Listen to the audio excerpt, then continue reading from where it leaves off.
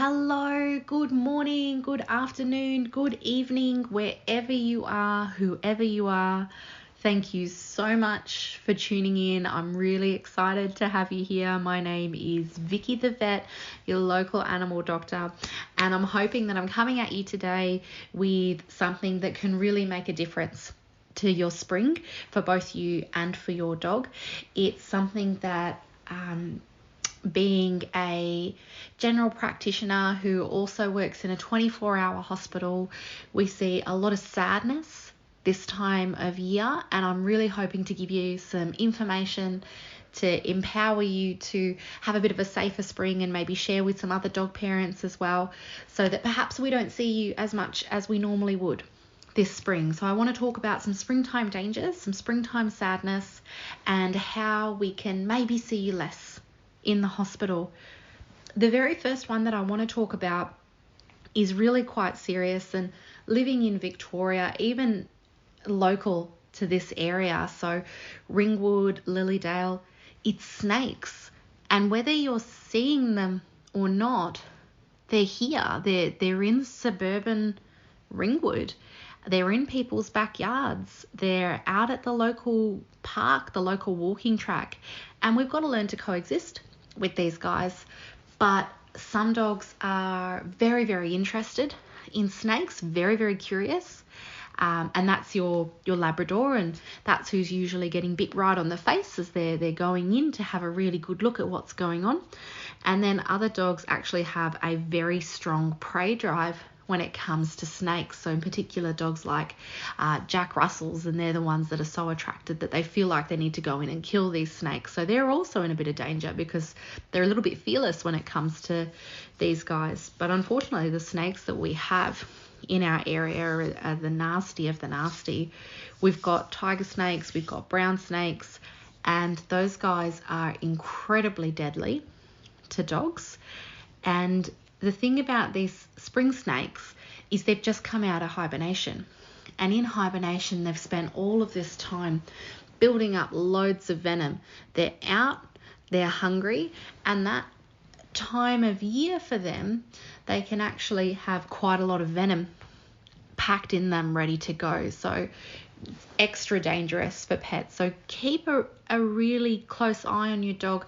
Don't let them wander through grassland, through parkland. Be wary of long grass. Get your lawn mowed.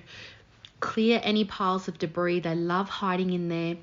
If you're a chicken family, so if you've got a family of chickens at home, be particularly cautious about that, because that's the sort of environment that attracts mice, and snakes absolutely love mice, of course. So definitely biggest one here is the first one, and that is snakes and snake bites. We've already seen them coming through this season, and we'll continue to see them all the way through to the start of winter. The next springtime sadness that I get inundated with this time of year is these poor dogs with their red, bubbly, rashy skin.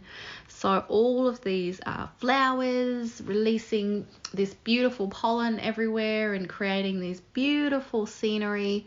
Unfortunately, there are a lot of dogs that react terribly to that. So whether it's through pollen that's in the air or through contact with seasonal grasses, we start to get these horrible allergies develop. And it's something that, standing next to snakes may not seem so serious, but if you've ever experienced life with a dog that's itchy, it's absolutely terrible. They're itching constantly. There's no relief. And what happens is they itch and they itch, and then they get infected, and then it becomes twice as itchy, and then they need antibiotics, and it's a whole big drama. So if you have a dog that suffers with allergies and you're noticing that those allergies are starting to flare, bring them in. Get them to come and see us. Let's get it under control before they scratch themselves an infection, and then we end up going down that drama pit with them. If you have dogs that have contact allergies, so it's as soon as they come into contact with particular grasses and surfaces, they're flaring up, consider putting some booties on when you're going outside with them, and a swim rash vest, a kid's swim rashy as well, can really help protect them against penetrating allergens. The next one, with all of these beautiful flowers that are popping up everywhere, is our lovely bees that are coming in to pollinate them. Absolutely love bees. I think that they're just beautiful. And you know who else is really interested in bees is your dog. They make a funny sound, they move a bit weird, they're low to the ground, so they're easy to investigate.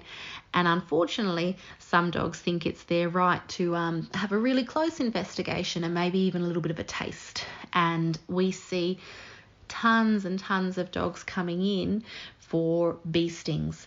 And it's something that, you know, it's just about impossible to avoid. You know, there are flowers everywhere, there are bees everywhere. I certainly don't encourage locking your dog up in a bubble, but if your dog has been stung, and you'll know that because usually they're very irritated, they may, if they've been stung on the face, their face swells up hugely. If they've been stung on the foot, they don't want to put their foot down. Bring them in to come and see us sooner rather than later. We've got some medication that can really stop that allergic reaction in its tracks, because some of these dogs actually progress to develop anaphylaxis and respiratory issues, and others in 2 or 3 days time actually start to develop some really significant gut upsets, not to mention how painful a swollen face feels as well. So watch out for those insect stings. Nothing you can do to avoid, but if you notice it's happening, come straight down to see us.